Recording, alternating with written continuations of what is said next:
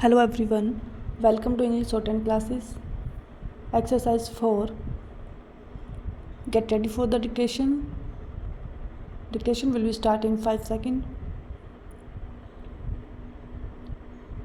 Honorable members, in the agricultural sector, the need of the hour is to focus our attention on the small and marginal farmers who own only 1 or 2 hectares of land stock.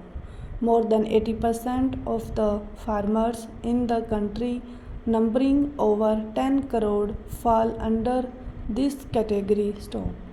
My government accords priority to these small and marginal farmers to stop. In order to provide expenditure support to these farmers, almost rupees 1,13,000 crore have been directly transferred to their bank accounts under Pradhan Mantri Kisan Samman Nidhi. Stop. Pradhan Mantri Fasal Bima Yojana has also benefited small farmers of this country. Stop.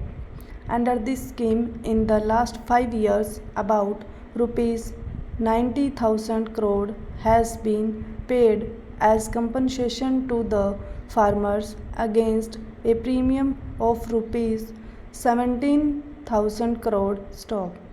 The mission for setting up 10,000 farmer producer organizations by bringing together small farmers of the country is also an impactful step.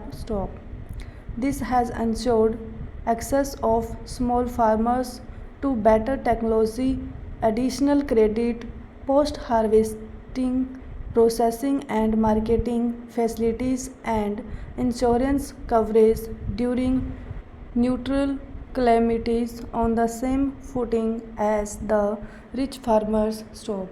This has also provided an alternative to farmers for securing remunerative prices for their produce and generating greater savings.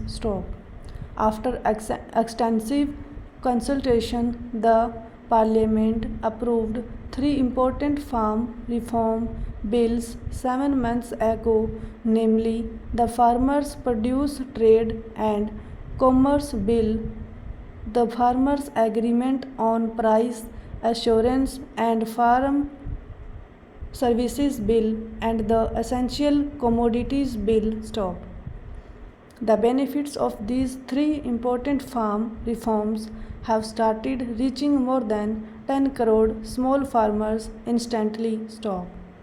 Appreciating the advantages that these reforms would bring to the small farmers, several political parties too had from time to time expressed their support. The discussions over these farm reforms in every part of the country for over 2 decades, and the demand for these reforms at different fora were also reflected during the deliberations in the House. Presently, the Apex Court has stayed the implementation of these laws. My government respects the decision of the Apex Court and shall abide by it.